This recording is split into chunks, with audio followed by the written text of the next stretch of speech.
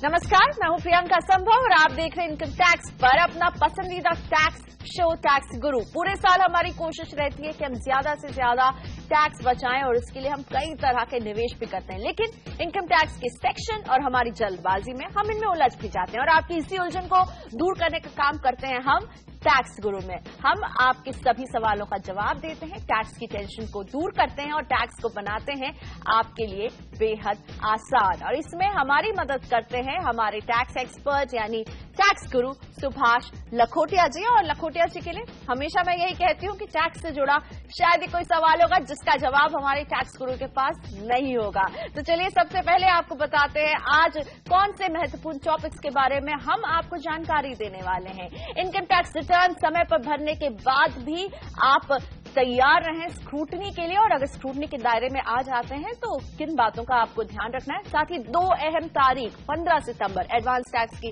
Deadline है, इसका ख्याल रखें।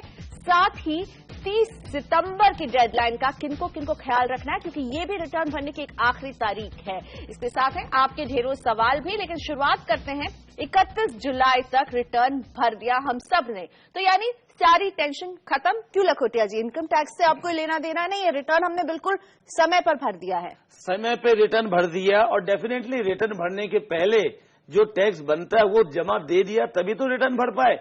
ज्यादातर 90% लोगों को किसी प्रकार की समस्या नहीं है, रिटर्न भर दिया, 99% काम कंप्लीट।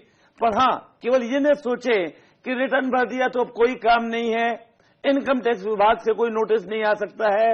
बिल्कुल आ सकता है नोटिस आपके पास इनकम टैक्स स्क्रूटनी का, या कोई क्लैरिफिकेशन सरकार को चाहिए उस बारे में आ सकता है। और merely income tax return file कर दे और हम समझ लें कि अब हमारी स्क्रूटनी नहीं आएगी, ऐसा पॉसिबल नहीं है।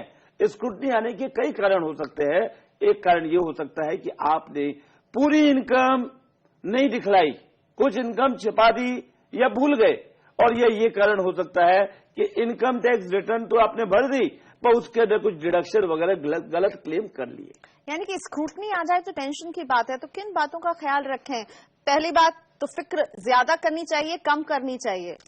ऐसा है जी, स्क्रूटनी अगर आएगा तो उसको रोकना चाहे तो रोक नहीं सकते। कई लोग तो हाँ प्रभु से प्रार्थना करते हैं रोज सवेरे, भगवान जी आज मेरे इस वर्ष स्क्रूटनी नहीं आए। तो वैसे करने से कोई स्क्रूटनी नहीं आएगी, चमत्कार हो जाएगा प्रभु का, वो मुमकिन नहीं है। अगर आनी है तो आएगी, डरे नहीं। और जैसे हमने बतलाया, मेन कारण स्क्रूटनी का है टू एंश्योर एंड सी क्या आपने अपने रिटर्न में इनकम 100% करेक्ट दिखलाई या नहीं। और दूसरा मेन कारण है क्या कोई आपने हैवी खर्चा किया, तो खर्चा किया तो करो, आपके पैसे आपकी मर्जी, पर उसको कैसे दिखलाएंगे ये आयकर अगर अधिकारी पूछे कि ये खर्चे के लिए पैसे कहां से लाए तो हमें बतलाना पड़ेगा। यानी एक एक्सप्लेनेशन देना होगा खर्चों का, या कोई जानकारी अगर हमसे छूट गई है, इसमें डरने वाली कोई बात नहीं है। बिल्कुल बिल्कुल डरना नहीं है, जब तक गलत नहीं किया तब तक बिल्कुल ना डरें। लेकिन गलती से अगर आप अपने रिटर्न में ब्याज की रकम देना भूल जाएं, क्योंकि ये कॉमन अक्सर लोग मिस कर देते हैं। बैंक, एफडी, आरडी खाते और इंफ्रास्ट्रक्चर बॉन्ड के ब्याज पर टैक्स लगता है, लेकिन अगर हम भूल गए या गलती से हम जानकारी के अभाव की वजह से नहीं दिया तो लखोटिया जी? ऐसा है, अभी बात इनकम टैक्स की कर रहे हैं ना, पिक्चर की नहीं कर रहे हैं, जिसमें था गाना भूल गए सब कुछ याद नहीं अब कुछ, वो चलेगा वहां पे। पर इनकम टैक्स की जब बात करेंगे तो डेफिनेटली आपको ब्याज के दायरे में जब है इनकम, तो सभी प्रकार के ब्याज को इनकम टैक्स रिटर्न में दिखलाना पड़ेगा। चाहे आपका ब्याज हो सेविंग्स बैंक अकाउंट से, चाहे ब्याज हो बैंक फिक्स डिपॉजिट से, सभी पे पूरे के ऊपर टैक्स लगेगा। हाँ, केवल सेविंग्स बैंक अकाउंट में 10,000 रुपए तक का सालाना ब्याज हो तो टैक्स नहीं लगेगा। इसलिए कृपया करके पर्टिकुलरली बैंक फिक्स डिपॉजिट के ब्याज को पूरा दिखलाए। और हाँ, अगर आपके टैक्स फ्री बॉन्ड है घर में तो जेम्स बॉन्ड जैसे रहिए, बिल्कुल मत डरिए। इनकम को नहीं दिखलाएंगे रिटर्न में तो भी किसी प्रकार की समस्या या टेंशन आपको नहीं होने वाला है। और हाँ, कई बार सवाल उठता है, रिलेटिव को, दोस्त को, मिलने वाले को हमने दे दिया ब्याज फ्री इंटरेस्ट फ्री लोन, क्या कोई समस्या है? कोई तकलीफ नहीं है। अगर आप अपने बिजनेस एसोसिएट को, रिश्तेदार को, मिलने वाले को, दोस्त को उससे ट्रांजैक्शन करते हैं इंटरेस्ट फ्री लोन वगैरह का, तो चिंता नहीं है। कहीं पर भी लॉ में नहीं लिखा हुआ है पैसे दो, लोन पे ब्याज जरूर लो। केवल एक ही बात का ध्यान रखना है, हस्बैंड वाइफ को ब्याज लोन आदि देते हैं या डॉटर इन लॉ को लोन देते हैं तो ब्याज जरूर चार्ज करें, अन्यथा क्लबिंग के प्रोविजंस अप्लाई होंगे। और हां, माइनर बच्चे के अगर ब्याज कोई आया है उसे भी अपने रिटर्न में दिखलाना जरूर से दिखलाए, भूले नहीं।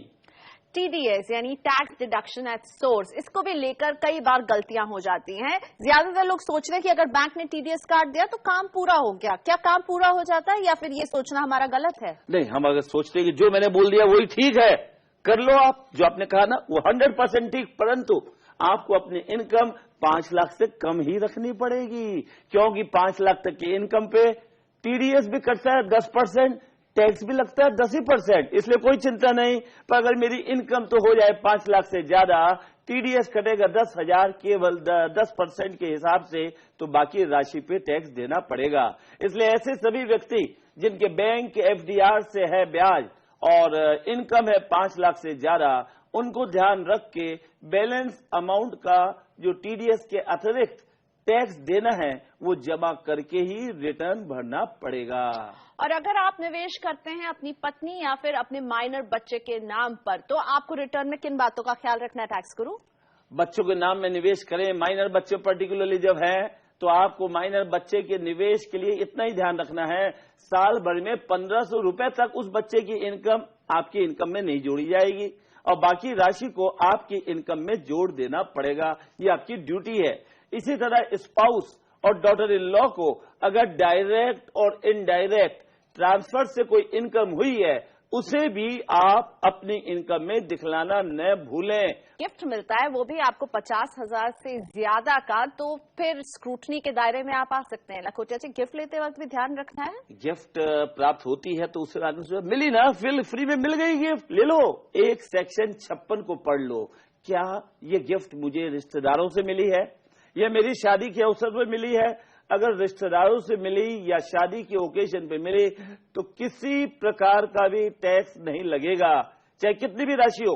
पर अगर नॉन रिलेटिव से मिली है तो ऐसी अवस्था में ध्यान रखना है, साल भर में 50,000 रुपए तक की अगर गिफ्ट होती प्राप्त आपको तो एग्जेम्प्टेड था, ज्यादा अमाउंट है तो आपकी इनकम में जोड़ दिया जाएगा।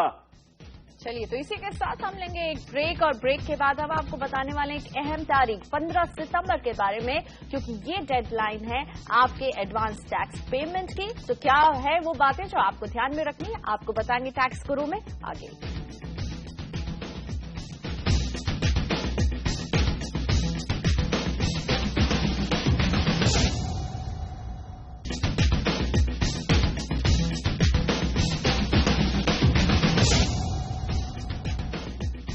वेलकम बैक, आप देख रहे हैं टैक्स गुरु, जहां टैक्स से जुड़े आपकी सारी टेंशन हम दूर करते हैं। लेकिन एक तारीख की टेंशन आपको जरूर लेनी चाहिए और वो है 15 सितंबर की तारीख जो नजदीक आ रही है।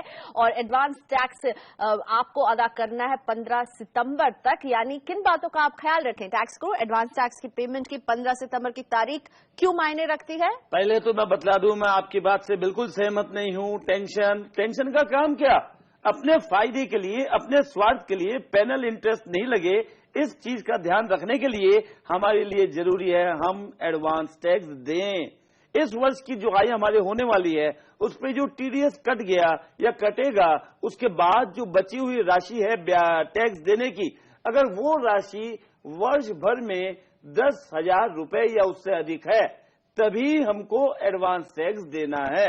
अगर 10,000 रुपए से कम है तो बिल्कुल चिंता फिक्र करो नॉट, और केवल देव मत एडवांस टैक्स अभी कुछ भी। एक और इम्पोर्टेंट बात, पर्टिकुलरली हमारे जो सीनियर सिटीजन्स हैं उनकी इज्जत करते हुए सरकार ने कहा है, सीनियर सिटीजन्स भूल जाओ आप एडवांस टैक्स को, आपको एडवांस टैक्स नहीं देना है। पर्टिकुलरली सीनियर सिटीजन्स जिनके बिजनेस इनकम नहीं है, और हाँ सीनियर सिटीजन तो हो पर एक्टिवली बिजनेस इनकम भी है आपकी, चाहे छोटी हो या बड़ी, तो आपको एडवांस टैक्स देना पड़ेगा।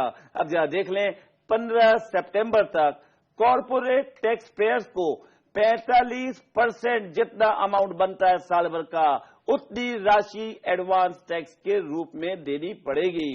और जो हमारे बाकी टैक्स पेयर्स हैं, individual, HUF, partnership firm etcetera, उनको देना है 15 सितंबर तक 30%। जी हाँ, जितना साल भर का एडवांस टैक्स बनता है उसका 30% जमा दे दीजिए आप 15 सितंबर तक। चलिए, अहम तारीख की तो बात हो गई, लेकिन अब सवालों का रुख करते हैं और एडवांस टैक्स से ही जुड़ा सवाल पटियाला से राम प्रकाश अरोड़ा जी ने हमें ईमेल किया है। राम प्रकाश जी वरिष्ठ नागरिक हैं और उनकी पेंशन और FD से इनकम है। सीनियर सिटीजन होने की वजह से इन्होंने एडवांस टैक्स का पेमेंट नहीं किया है, बल्कि जुलाई में रिटर्न भरते समय टैक्स दिया, लेकिन IT विभाग ने इन्हें इंटरेस्ट और पेनल्टी जमा करने का नोटिस भेज दिया है। राम प्रकाश जी चिंतित है, अपने IT अधिकारी से भी मिले थे, उसने भी तुरंत टैक्स चुकाने की हिदायत दी है। अगले साल उन्होंने एडवांस टैक्स चुका दिया है, लेकिन अब वो जानना चाहते हैं कि ब्याज और जुर्माना जो उन पर लगा है उसका रिफंड वो कैसे क्लेम कर सकते हैं। बिल्कुल रिफंड क्लेम कर सकते हैं। रेक्टिफिकेशन ऑफ मिस्टेक का एक छोटा सा पत्र बना के अपने आयकर अधिकारी को दे दें। और हाँ, आयकर अधिकारी जी को एक छोटे से कागज पे टैक्स गुरु कार्यक्रम का जब समय है और किस दिन आता है वो चार्ट भी लिख के दे दें, ताकि वो स्वयं समझ लेंगे कि हाँ, ये बात सही है कि सीनियर सिटीजन को एडवांस टैक्स भरने की बिल्कुल जरूरत नहीं है। और ये बात मैं नहीं बोल रहा हूं, ये आयकर कानून धारा 207/2 वो धारा बोल रही है। पर्टिकुलरली आपकी बिजनेस इनकम नहीं है और जैसे आपने बताया आपकी तो केवल पेंशन है और बैंक FDR है, तो ऐसे में एडवांस टैक्स भरने की बिल्कुल जरूरत नहीं है आपको। चलिए राम प्रकाश जी, उम्मीद करते हैं आपके चेहरे पे मुस्कान आ गई होगी, क्योंकि आप रिफंड के हकदार हैं। चेन्नई से अमित कुमार जी फोन लाइन पर है, टैक्स गुरु से अपनी उलझन सुलझवाना चाहते हैं। अमित जी नमस्ते, क्या बात है, क्या परेशानी है आपको टैक्स से जुड़ी? पूछिए अपना सवाल लखोटिया जी से। 13-14 में मेरा ये सैलरी से टैक्स डिडक्ट हो गया। अच्छा जी। लेकिन वो फॉर्म 26 में रिफ्लेक्ट नहीं हुआ और मैंने टाइम पे रिटर्न फाइल किया, लेकिन आफ्टर 1 ईयर मुझे नोटिस मिल गया विद पेनल्टी। अच्छा जी, तो मुझे क्या करना चाहिए? अब करना क्या चाहिए, पहले तो देख लो, डबल कागज वेरीफाई कर लो कि जो इनकम आपने दिखलाई, जो टैक्स बनता है वास्तव में पूरा कटा या नहीं कटा। डेफिनेटली लगता है कटा होगा तभी आपको परेशानी हो रही है। तो जब टैक्स कट गया तो फॉर्म नंबर 16 की प्रतिलिपि अपने आयकर अधिकारी को भेजें। साथ ही साथ अपने एम्प्लॉयर से पूछें कि उन्होंने जो अमाउंट TDS की फॉर्म 16 में अंकित की है उस अमाउंट का वर्णन, पूर्ण डिटेल्ड वर्णन क्या TDS की रिटर्न में उन्होंने दिया या नहीं दिया आपके एम्प्लॉयर ने। अगर नहीं दिया एम्प्लॉयर ने तो एम्प्लॉयर को कहें पहले कि वे करेक्शन करें, अपने ऑफिस में ही आपके एम्प्लॉयर कर सकते हैं, अपनी कंपनी की TDS रिटर्न में करेक्शन करें, फिर आपका अमाउंट पेमेंट आ जाएगा, आपको किसी प्रकार की समस्या नहीं होगी। फिर भी समस्या हो तो आयकर अधिकारी को डिटेल्ड पत्र लिखें। और IT नोटिस से ही परेशान है, बंगलुरु के उदय सिंह फोन लाइन पर हैं अपना सवाल पूछने के लिए। उदय जी नमस्ते, पूछिए अपना सवाल, क्या जानना चाहते हैं आप? सर नमस्कार। नमस्ते जी उदय जी। धन्यवाद सर टाइम के लिए। और मैं ये पूछना चाहता हूँ एक्चुअली असेसमेंट ईयर 2007-8 इस साल का मैंने CPC पोर्टल में ऑब्जर्व किया कि आउटस्टैंडिंग शो कर रहा है और वो आउटस्टैंडिंग अमाउंट सेम अमाउंट है जो हमने टैक्स क्रेडिट किया है और मेरे एम्प्लॉयर ने फॉर्म 16 में उसका डिटेल दिया हुआ है। ठीक है। तो मैंने CPC से बात की और एक रेक्टिफिकेशन लेटर लिखा, तो उन्होंने बोला कि असेसिंग ऑफिसर से कांटेक्ट करिए। तो मैंने असेसिंग ऑफिसर से कांटेक्ट किया, उन्होंने बोला कि ये हमारे पास अभी इसका डिटेल नहीं आ रहा है, आपने जहाँ पे पैन है वहाँ पे कांटेक्ट करिए। उनसे कांटेक्ट किया तो उन्होंने बोला हमारे पास भी इसका डिटेल नहीं आ रहा है। तो मैंने एम्प्लॉयर से फिर से TDS का एक सर्टिफिकेट लिया ये असर्टेन करने के लिए कि ये अमाउंट उन्होंने क्रेडिट किया है कि नहीं किया है। ठीक। तो ये सारे होने के बाद में ट्रेसेस से बात की कि फॉर्म 26 AS हमारा अपडेटेड मिल सकता है क्या? वो बोले फाइनेंशियल ईयर 6-7 मतलब असेसमेंट ईयर 7-8 का हमारे पास कोई डिटेल नहीं है। और NSDL से बात की तो वो बोलते हैं हमारा सारा डिटेल जो है हमने ट्रेसेस को हैंड ओवर कर दिया है। तो ये उलझन है कि ना तो फॉर्म 26 AS अपडेटेड मिल पा रहा है। समझ गए, आपने सारे रास्ते देख लिए, सब गली कुचले सब जगह चले गए और बेनिफिट फिर भी नहीं मिला। वैसे आपके लिए तो फायदा है, आप तो बेंगलुरु में ही रहते हैं तो आपको तो समस्या होनी ही नहीं चाहिए। पर सिंपल फॉर्मूला, पहला काम अपने एम्प्लॉयर को बोलिए कि वे अपने TDS रिटर्न में इस बाबत करेक्शन करें और जरूरत हो तो अपने आयकर अधिकारी को, आपके एम्प्लॉयर अपने आयकर अधिकारी को, कंपनी के ऑफिस को, आईटीओ को जमा दे दे लेटर कि हमने इस व्यक्ति का, उदय जी का टीडीएस काटा है, ये पेमेंट किया है, ये डिटेल है, और उसको लेके आप अपने आयकर अधिकारी के पास जाएं। अगर मेरे पास फॉर्म नंबर 16 भी है और साल काफी हो गए हैं, इंटरनेट पे आंसर नहीं मिल रहा है और बेंगलुरु जवाब नहीं दे रहा है, ऐसे में मुझे कोई परमानेंट अकाउंट नंबर वाले कार्यालय में जाने की जरूरत बिल्कुल नहीं है। मैं केवल अपने आयकर अधिकारी के पास जाऊंगा, उनको डिटेल दे दूंगा पुनः फॉर्म नंबर 16 की, और फिर भी परेशानी हुई तो ऑम्बड्समैन को लेटर लिखूंगा। आखिर मेरा रिफंड अगर मिलना है तो जरूर मिलेगा, देर भले ही हो जाए, पर देरी की वजह से या मिसमैच डिपार्टमेंट के अंदर नहीं होने से मेरा रिफंड कोई नहीं खा सकता मेरे से। चलिए, तो 2 स्टेप उदय जी आपको फॉलो करने हैं। एम्प्लॉयर से बातचीत करके टीडीएस रिकॉर्ड ठीक करवाना और फिर अपने आईटी ऑफिसर से जरूर मुलाकात करें और इस सुधार के लिए आग्रह करें। इसी के साथ वक्त हो गया एक ब्रेक का। ब्रेक के बाद जानेंगे कि 30 सितंबर आखिर किन के लिए है रिटर्न भरने की आखिरी तारीख।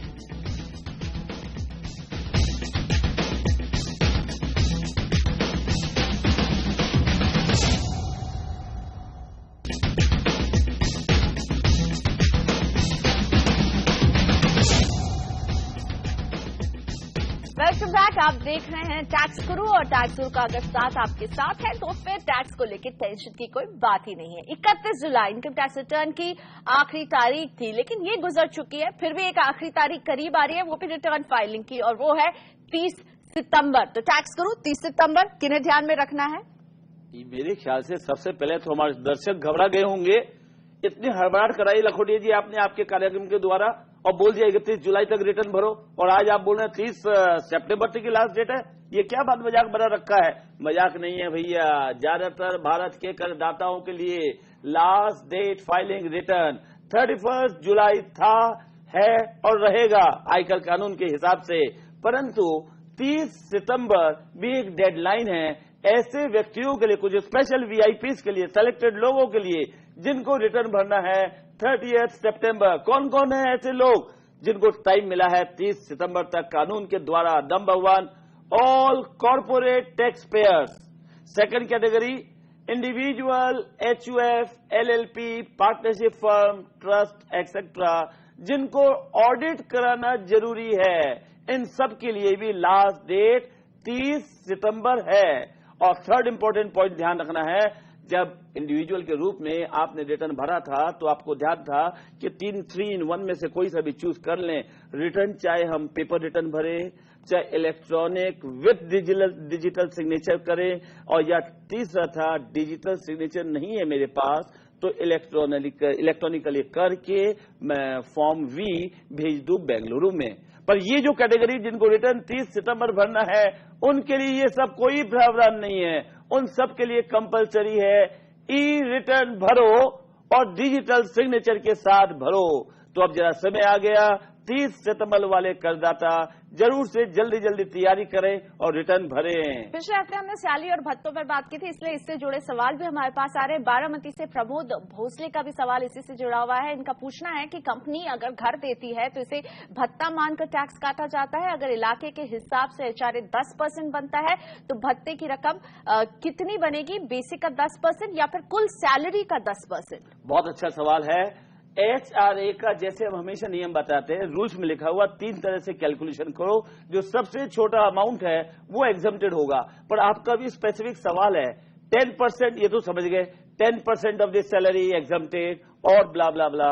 पर अब सैलरी कौन सी आइटम?